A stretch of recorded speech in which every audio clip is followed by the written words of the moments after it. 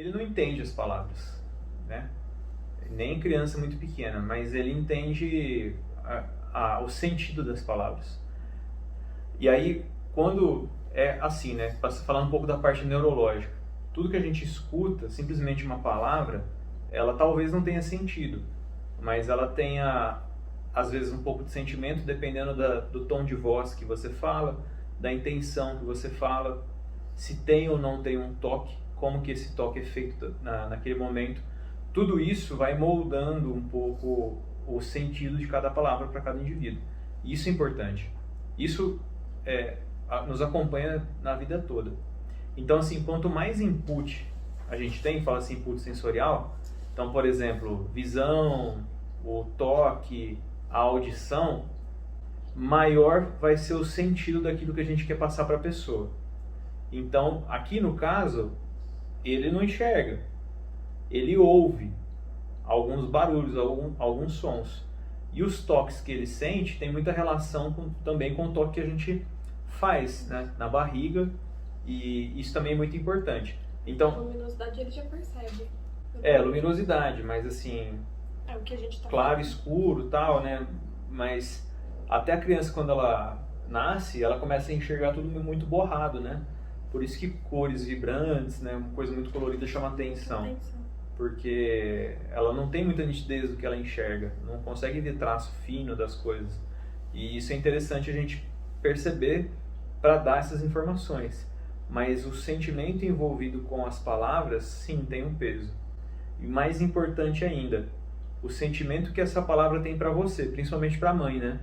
Porque quando a mãe fala alguma coisa, ela sente o que ela fala. E aí toda vez que a gente pega a criança, ela acaba percebendo e sentindo principalmente o que a mãe sente. E aí se tem alguma palavra que é boa ou ruim, essas palavras elas acabam interferindo junto com o bebê via direta com a mãe. Porque a gente tem que pensando só em questões fisiológicas mesmo. Dependendo da palavra que é proferida, escutada ou falada, existe uma descarga hormonal relacionada àquilo, o coração bate mais rápido ou mais devagar, né? Te deixa mais feliz ou triste, ou indiferente. E tudo isso é muito importante para o entendimento, para a nossa comunicação. E como é que a gente vem se comunicando com o bebê e como é que ele vai começar a se comunicar dali para frente. Tudo isso é muito relevante e importante, né? Os sons, os barulhos, entre outras coisas. Até porque a nossa socialização, né, entre os humanos, entre as pessoas que a gente gosta, se dá por meio da comunicação.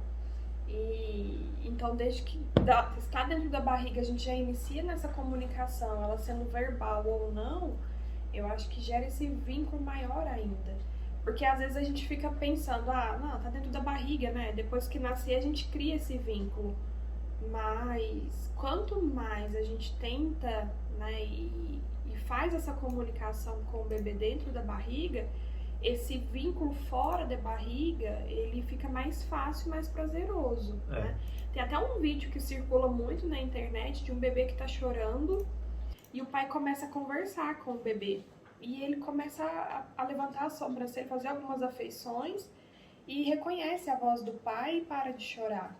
Né? Então, e o bebê, assim, recém-nascido mesmo, tá com a touquinha ainda do hospital, a pulseirinha, tá até com aquele vernix ainda, bebê sujinho. Então, essa comunicação gera muito esse vínculo. Até hoje a gente fala muito da estrogestação, né? Que é a continuidade da gestação após os 3 meses do nascimento. Que é a fase em que o bebê saiu da barriga, mas como se diz, ele tá meio perdido ainda. Então, esse vínculo, ele tem que ser continuado, né? Até para esse conforto e para a qualidade também depois do bebê. Porque esses 3 primeiros meses, todo mundo fala, aproveita para dormir, né? O bebê tem muita cólica, o bebê não dorme à noite. Então, eu acho que quando você tem esse vínculo mais entrelaçado com o seu bebê, eu acho que até esses 3 primeiros meses fica mais fácil também de passar e de adaptar todo mundo. Porque tá todo mundo se adaptando, o bebê tá se adaptando, a mãe, o pai.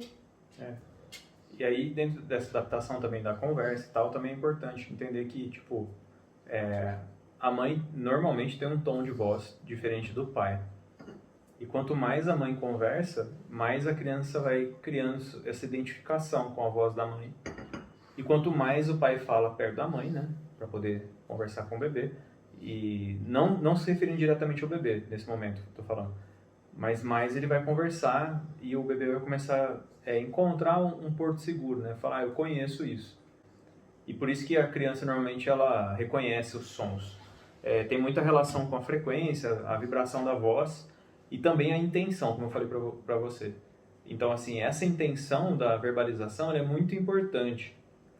E aí, não tem cochicho que a criança não escuta. Porque o cochicho é interno. Você está falando, está escutando, essas alterações elas acabam causando coisas boas ou ruins internamente, né? Então o bebê ele acaba percebendo se aquilo que você está conversando é bom ou ruim. E esse é um problema ou uma solução. Porque dentro do que a gente vai falando, a gente pode gerar as coisas boas em relação à gravidez, mas também a gente pode pensar nas coisas ruins que a gravidez traz. Na vida não tem nada só bom, nada só ruim, né? A gente tem que ter ciência disso. Viver num mundo totalmente pessimista ou totalmente otimista é igual, né? Porque você vive fora de uma realidade.